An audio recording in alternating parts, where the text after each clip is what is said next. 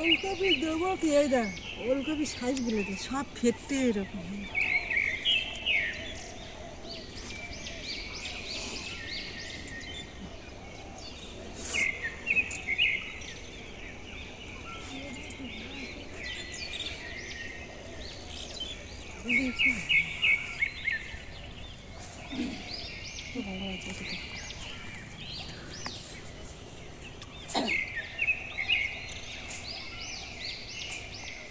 হরে কৃষ্ণ বন্ধুরা, কেমন আছেন সবাই? আশা করি সবাই ভালো আছে। তো আমি অর্পিতা, ফুডি অর্পিতা কিংডম চ্যানেলে আপনাদের সবাইকে স্বাগত জানিয়ে আজকের ভিডিও শুরু করছি। তো আমি এখন কোথায় বলুন তো? আমি এখন আছি আমার মার বাগানে। আমি কাল আমার বাপের বাড়িতে এসেছি। আর এই দেখুন, মা বললো যে সকালবেলা ঘুম থেকে উঠেছি, বলে বসে না থেকে চল বাগানটা দেখিয়ে আনবি, চল বাগানটা খুব সুন্দর হয়েছে। তো ওই জন্য আমি আপনাদেরকে দেখাচ্ছিলাম যে আমাদের বাগানটা কীরকম হয়েছে।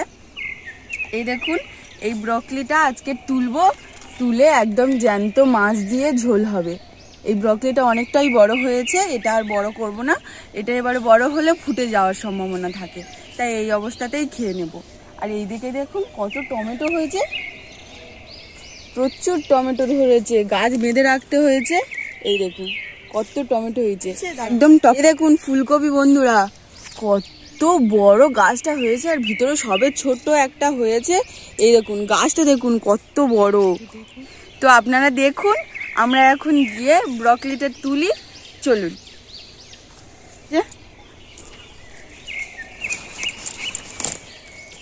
এটা কাটার পর এইগুলো থেকে আবার হবে। এই যে পাশ ছেড়েছে এইগুলো দেখে আরো তিনটে চারটে হবে। ছোট ফুলকপি থেকে হয় মা? ওরকম না, শুধু ব্রকলি থেকে হয়।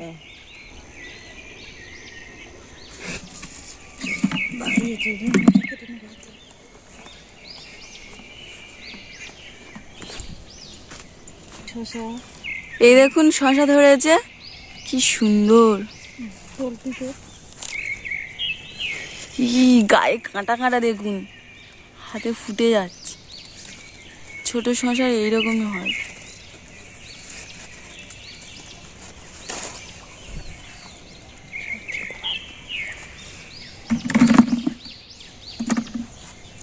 গুলি লঙ্কা না মা?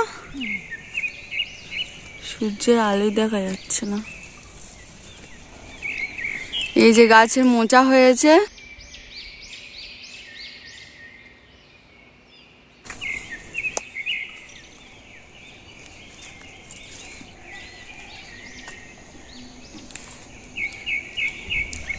আরো একটা মোচা দেখতে পেয়েছে মা, সেটা কেটে নিচ্ছি।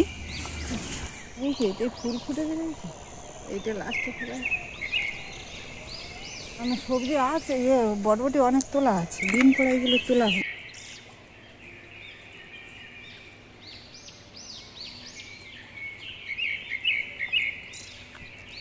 এই যে সকালবেলা গিয়ে বাগান থেকে ব্রকলিটা তুলে এনেছিলাম, এবার এটা কাটবো। একদম ফুলকপির মতো কাটবেন, শুধু এইগুলো বাদও দেওয়া যাবে না। এগুলো খুব সুন্দর খেতে লাগে, ফুলকপির মতো অত গন্ধ করে না, শক্তও হয় না, একদম নরম। এই দেখুন, আমি আপনাদেরকে বোঝানোর জন্যই মাঝখান থেকে কাটলাম। ব্রকলিটা দেখুন একদম ফুলকপির মতো হয়। এবারে যেমন ফুলকপি কাটে সেরকম ভাবেই কেটে নেব। ফুলকপির ফুলগুলো একদম গা ঘেঁষা টাইপের হয়, আর এগুলো দেখুন ঘন হলেও কিন্তু ফুলগুলো একদম যেন ঝরঝরে আর লম্বা লম্বা। এই দেখুন, এই মোচাটা গোটা একটু জল দিয়ে সেদ্ধ করে নিয়েছি। এখানে ব্রকলির জন্য যে জ্যান্ত মাছটা নিয়েছিলাম সেটা হচ্ছে কি মনোপ্রিয়া মাছ। এই মনোপ্রিয়া মাছটা কেটে নুন হলুদ মাখিয়ে ভেজে নিচ্ছি। মোচাটা ঠান্ডা হওয়ার জন্য দিয়েছিলাম, একটু ভেঙে দেখলাম বেশ ভালোই সেদ্ধ হয়েছে, আর ঠান্ডাও মোটামুটি হয়ে গিয়েছে।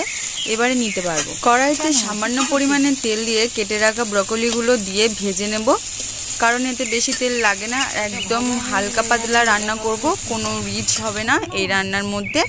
সেদ্ধ করে রাখা মোচাগুলো নিয়ে বেটে নিতে হবে। আপনারা শিলনোড়ায়ও বাটতে পারেন আর মিক্সারেও করতে পারেন, যেটা সুবিধা মনে হবে সেটাতেই করবেন, কিন্তু মাথায় রাখবেন একদম মিহি করে বাটতে হবে।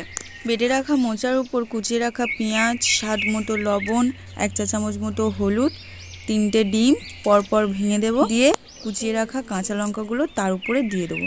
এবারে হাতের মাধ্যমে মেখে নেব। তারপরে একটা পাত্র নেব, নিয়ে তার গায়ে তেল ব্রাশ করে নেব, তার উপরে ব্যাটারটা দিয়ে দেবো। কেকের ব্যাটারের মতো একটু ঝাঁকিয়ে নিচ্ছি যাতে সমান হয়ে যায়। ফুটন্ত গরম জলের উপর পাত্রটা বসিয়ে দেবো, দিয়ে একটা ছোট্ট ঢাকনা দিয়ে ঢেকে তার উপরে আরেকটা বড় ঢাকনা দিয়ে ঢেকে দেবো। মাঝে একবার ঢাকনা তুলে দেখেছিলাম যে কতক্ষণ বাকি আছে। আপনারা এটা টিফিন বক্সেও করতে পারেন। দেখুন একদম শক্ত হয়ে জমে গিয়েছে।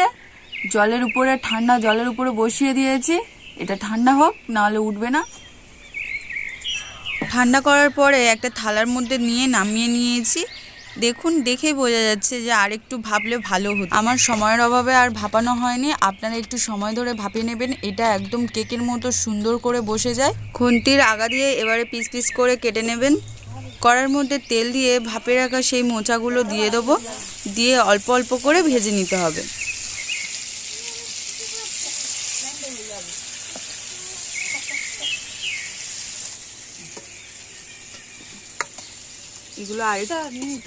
এখানে আমি নুন হলুদ মাখিয়ে চিংড়িগুলো আগে থেকেই ভেজে নিয়েছিলাম। কড়াইয়ের মধ্যে তেল দিয়ে তার উপরে জিরে ফোড়ন দিয়ে পেঁয়াজটা তুলে দিতে হবে। পেঁয়াজটা হালকা ভাজা হলে চিনি বা বাতাসা দিয়ে দিচ্ছি। পেঁয়াজটা একটু নাড়াচাড়া করার পরে রসুন বাটা দিয়ে দিচ্ছি। রসুনের কাঁচা গন্ধটা চলে গেলে এবারে বেটে রাখা আদাটা দিয়ে দিতে হবে। বেটে রাখা আদাটা দিয়ে আদা রসুনটা ভালোভাবে ভেজে নিয়ে 1 চা চামচ মতো হলুদ, 1/2 চা চামচ মতো লঙ্কার গুঁড়ো দিয়ে স্বাদ মতো লবণ দিয়ে দিতে হবে। এবারে মশলাগুলো ভালো করে কষানো হয়ে গেলে বেটে রাখা টমেটোটা দিয়ে দেবো। দিয়ে টমেটোটা সুন্দর করে নেড়েচেড়ে কষিয়ে নিলে তার উপরে ভেজে রাখা চিংড়িটা দিয়ে দেবো, দিয়ে সেটাও ভালো করে কষিয়ে নিতে হবে। কষানোর পরে ভেজে রাখা সেই মোচার বড়াগুলো দিয়ে দিতে হবে। দিয়ে মোচার বড়ার সাথে মশলাগুলো খুব সুন্দর করে কষিয়ে নিয়ে পরিমাণ মতো জল দিয়ে দিতে হবে। একদম বেশি জল দেওয়া যাবে না, গামাখা গামাখা জল দিয়ে করতে হবে। তরকারিটা ফুটে এলে 4টে চেরা করা কাঁচা লঙ্কা উপরে দিয়ে দিয়েছি, আর কুচি রাখা ধনেপাতা দিয়ে দিচ্ছি। নামানোর কিছুক্ষণ আগে বেটে রাখা গরম মশলাটা দিয়ে একটু ফুটিয়ে নিয়েই নামিয়ে নেব। ও সুটি, খাবি? ভাত খাবি? হয়েছে তো না? খুব সুন্দর কালার এসছে। নামাও।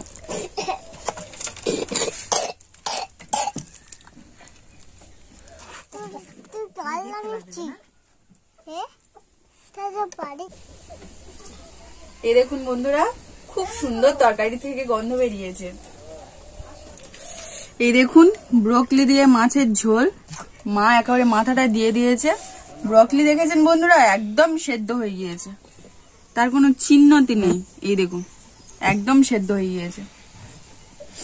এই যে খুব সুন্দর সেদ্ধ হয় এগুলো। দীপ্তি ব্রকলি খেতে ভালোবাসে।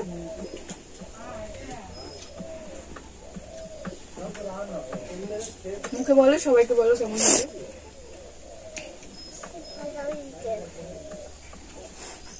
ওর ভালো লেগেছে, না লাগলে বলে না।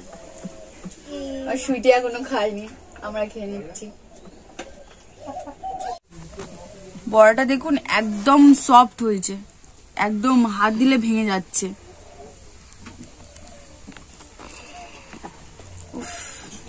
জিভে থেকে জল চলে আসছে।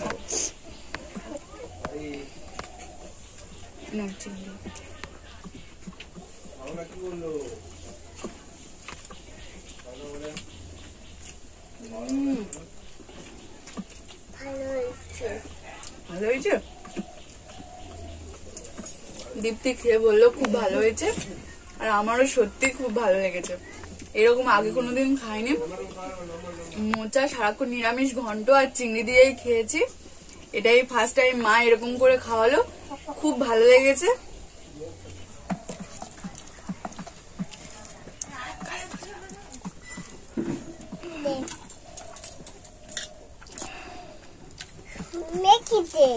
ঝাল খাবি?